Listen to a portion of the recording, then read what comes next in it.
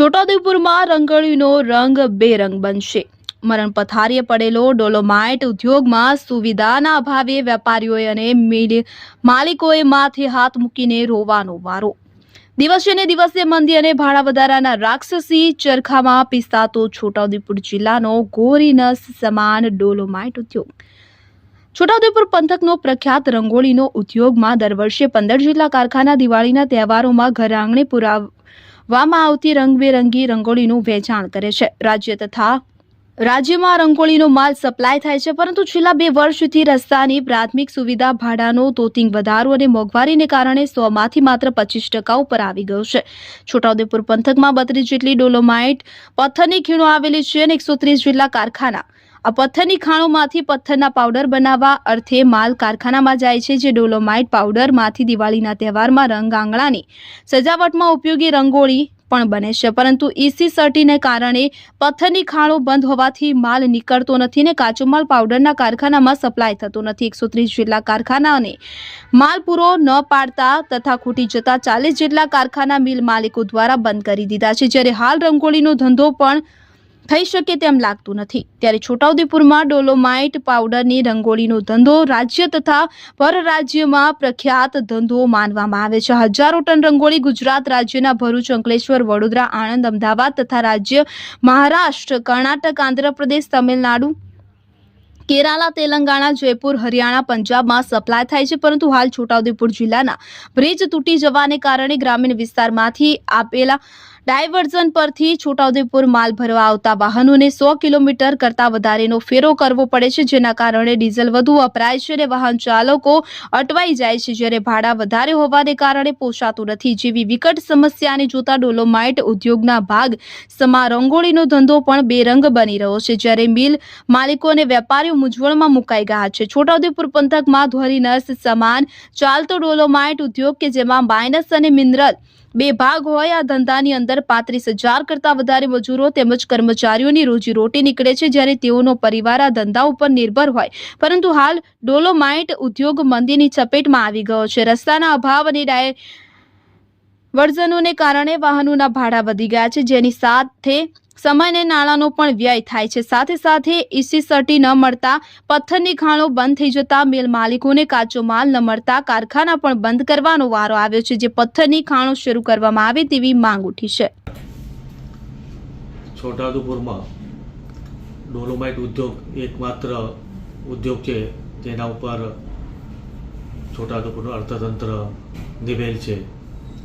ગયેલા લગભગ 2-3 મહિનાથી EC સર્ટિફિકેટના કારણે કાચો માલ જે છોટાઉદેપુરના ગ્રાઇન્ડિંગ ઇન્ડસ્ટ્રીઝની મળે છે એ ના મળતા અમુક કારખાના તો 50% કારખાના બંધ થઈ ગયા છે અને બીજા જે કારખાના છે એ બંધ થવાના આરે છે. કાચો માલ ના મળવાના કારણે છોટાઉદેપુરની આ ધોળી નસ સમાન જે આ ડોલોમાઇટ ઉદ્યોગ છે એના ઉપર વિપરીત અસર પડી છે અને અહીંના જે કામ કરતા જે લોકલ આદિવાસીઓ છે એના પણ રોજગારી ઉપર મોટો પ્રશ્ન થયો, જેનો ઊભો થઈ ગયો છે. કેટલા મજૂરો કામ કરે અહીં? લગભગ છોટાઉદેપુર આ ડોલોમાઇટ ઇન્ડસ્ટ્રીઝમાં પ્રત્યક્ષ અને પરોક્ષ રીતે 30,000 થી 35,000 મજૂરો અહીં આ ઉદ્યોગ સાથે સંકળાયેલા છે, જેનામાં ખાણ ઉપર કરતા મજૂર, કામ કરતા મજૂર છે, ગ્રાઇન્ડિંગ ઇન્ડસ્ટ્રીઝમાં કામ કરતા મજૂર છે, તેમજ રિપેરિંગ આ જે આનો મેન્ટેનન્સ કરે છે એ મજૂરા છે, ગાડી લોડિંગ કરવાવાળા મજૂર છે, ડ્રાઈવર, કંડક્ટર, આ બધા ટ્રાન્સપોર્ટ ઉદ્યોગ આ બધો આના ઉપર નિર્ભર છે. હાલમાં કેટલા કારખાનાઓમાં માલ નથી? અત્યારે લગભગ 30 થી 40 કારખાના તો એવું છે કે એના પાસે માલ જ નથી અને એનું પ્રોડક્શન ઠપ થઈ ગયેલું છે. રંગોળી બાબતે શું કહેશો? રંગોળીનો કલર રંગોળીનો લગભગ 10-15 અહીં યુનિટ છે જે કલર રંગોળી બનાવે છે અને ગુજરાત તેમજ ગુજરાત બહાર પરરાજ્યમાં અહીં નિકાસ થાય છે. પરંતુ આ વખતે જે બ્રિજ જે તૂટી ગયા છે અને જે ડાયવર્ઝન આપેલા છે એના કારણે બરોડાથી જે ગાડી અહીં લોડિંગ કરવા આવે એને લગભગ 80 કિલોમીટરનો આવવામાં જવામાં ફેરો પડે છે. એના કારણે એના ભાડા ઊંચા થઈ જાય છે અને સામેવાળી પાર્ટીને પોસાતો નથી ને બાજુમાં જ જે અલીરાજપુર છે મધ્યપ્રદેશનું સ્ટેટ, એનામાં આવી પ્રકારનો કોઈ પ્રશ્ન ઉદ્ભવતો નથી. એના કારણે આ બધો જો ધંધો છે જે કલર રંગોળીનો અને પાવડરનો બંને ધંધા છે એ તે બાજુ ડાયવર્ટ થઈ ગયા છે. ત્યાંથી અને અહીંના ભાડામાં જમીન આસમાનનો ફરક પડે છે. તો સામેવાળી પાર્ટી છે એ ત્યાંથી માલ મંગાવવાનું વધારે પ્રિફર કરે છે અને ત્યાંથી જ માલ વધારે જાય છે. રંગોળીના ધંધામાં હાલ તહેવારો આવી રહ્યા છે ને ગણતરીના દિવસો હવે બાકી છે, તો રંગોળીના તહેવારમાં દરેક વેપારીને કેટલું નુકસાન જતું હશે? નુકસાન તો આ વખતે ઘણું છે. એક તો રો મટીરિયલ નથી મળતું, એના કારણે પ્રોડક્શનમાં નુકસાન થઈ ગયું છે, પ્રોડક્શનમાં કાપ આવી ગયો છે.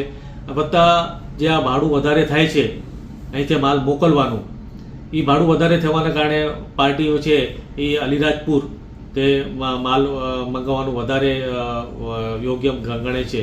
એના કારણે એ 50% પ્રોડક્શનનો કાપ અને 50% ભાડાના કારણે જે નુકસાન થયું છે એ 50% એ નુકસાન થયું છે.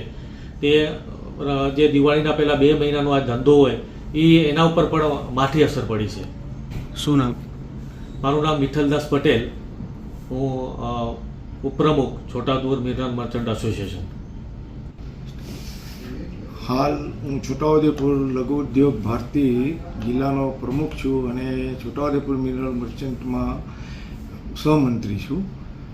તો છોટાઉદેપુરના ધંધામાં હાલ જે રસ્તાઓ અને બ્રિજો આ બધું તૂટી ગયું છે એનાથી બી અમારા ધંધામાં બહુ મોટો ફરક પડ્યો છે. ભાડામાં બી એટલો મોટો ફરક પડ્યો છે કે બરોડાથી કોઈ ગાડીને આવવું હોય તો 150 કિલોમીટર ફરીને છોટાઉદેપુર આવવું હોય તો એ ગાડીઓ આવતી નથી.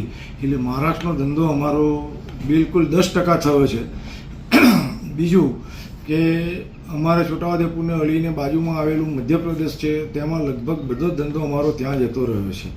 અને બીજું ઈસીના પ્રોબ્લેમના હિસાબે છોટાઉદેપુરમાં જે 40-42 માઇન્સો આવેલી છે એમાંથી આજ લગીને અમારે ઈસી બંધ થવાથી 3 મહિનાથી માઇન્સો બંધ છે.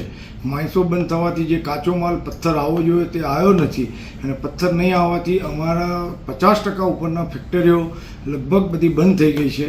કારણ કે કાચો માલ નથી. કાચા માલના હિસાબે અમારે જે બહાર માલ મોકલવાનો હોય ઓર્ડરો હોય છે પણ કોઈ જગ્યાએ ભાડું આપવા છતાં બી માલ નથી અને ભાડાનો પણ પોતિંગ વધારો થઈ ગયો છે. તો રંગોળીમાં તો સિઝનેબલ ધંધો છે, વેપારીને પોસાતું નથી. એટલે હાલ અમારો બહુ કરે તો બધી બાજુનું મળીને દેખવા જઈએ તો 20-25% કે 30%થી વધારે કોઈનો બી ધંધો થયો નથી.